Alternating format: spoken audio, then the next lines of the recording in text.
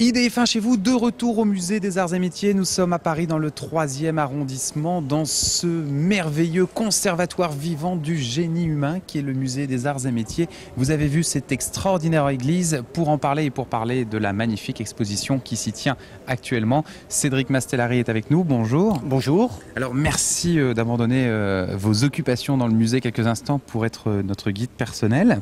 Avec plaisir. Cette église est absolument extraordinaire, unique à Paris, des décorations comme ça. Est-ce qu'on peut dire déjà quelques mots sur le lieu en lui-même avant de parler des avions? Bien, c'est une église en fait qui a fait partie d'un prieuré clunisien, et les premières traces de son existence, c'est l'époque mérovingienne. On est aux alentours du 8e siècle en fait. Et c'est en 1794 que l'abbé Grégoire, notre fondateur, va récupérer cet ancien prieuré pour créer le Conservatoire des Arts et Métiers.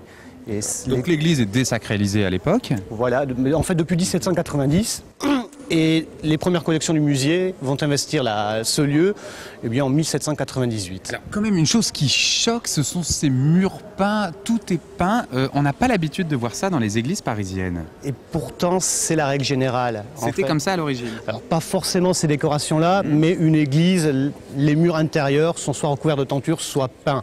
Alors ces peintures-là, hormis les fausses briques, c'est dû à une restauration dans les années 1850 par un architecte qui s'appelle Léon Vaudoyer.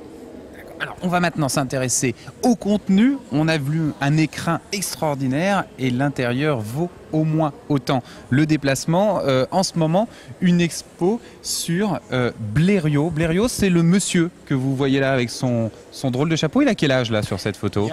À cette époque-là, il vient de traverser la Manche, il a 37 ans. Voilà. C'est donc le premier homme à traverser la Manche à bord d'un plus lourd que l'air dans un avion en volant. L'avion, il est là, c'est celui-ci? C'est l'avion authentique avec lequel Louis Blériot franchit pour la première fois la Manche, en fait. Il a été racheté par le journal Le Matin en août 1909, et l'avion, au mois d'octobre de la même année, est arrivé au musée des Arts et Métiers et il n'en a plus jamais bougé. Donc c'est le véritable avion, c'est pas une réplique comme on en voit souvent, c'est celui qui a traversé la Manche. C'est bel et bien celui qui a traversé la Manche. La seule pièce qui ne soit pas d'origine, c'est l'hélice qui a dû être refaite puisqu'à son atterrissage à Douvres, l'avion a basculé et l'hélice a explosé au contact avec le sol britannique. Ah, voilà. Je savais bien que ça ne s'était pas si bien passé que ça. En fait, il casse l'hélice à l'arrivée. Et c'est pour ça que dans les interviews, on le voit un peu caché dans les images anciennes qu'on voit dans le musée. On voit qu'il a l'air de cacher l'avant de son musée, de son avion. Oui, c'est possible, effectivement, parce qu'il n'a pas que cassé l'hélice. L'hélice et le train d'atterrissage, en fait.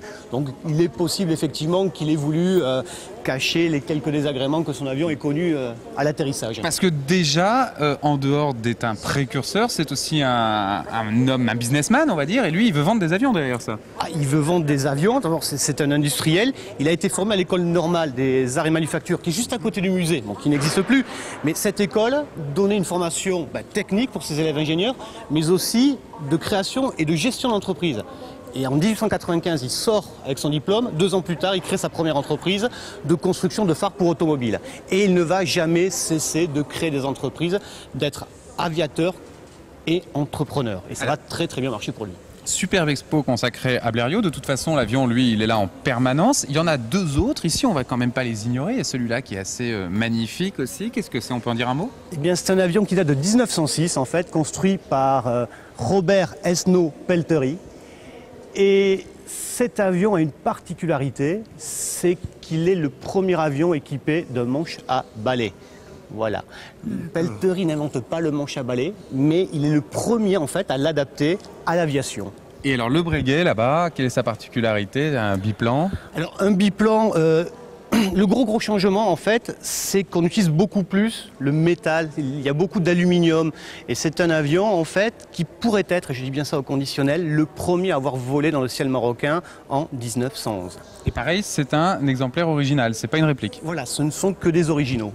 Extraordinaire. Alors dans cette chapelle, on y voit quand même, on va faire le tour très rapidement, des voitures, l'histoire de l'automobile, de la machine à vapeur, et on termine avec une Formule 1 des années 80. Voilà, une Renault sur laquelle Prost a été vice-champion du monde. On reste ensemble dans quelques instants, vous nous faites une démonstration du pendule de Foucault. On en a tous entendu parler, on va comprendre ce que c'est et comment ça marche exactement.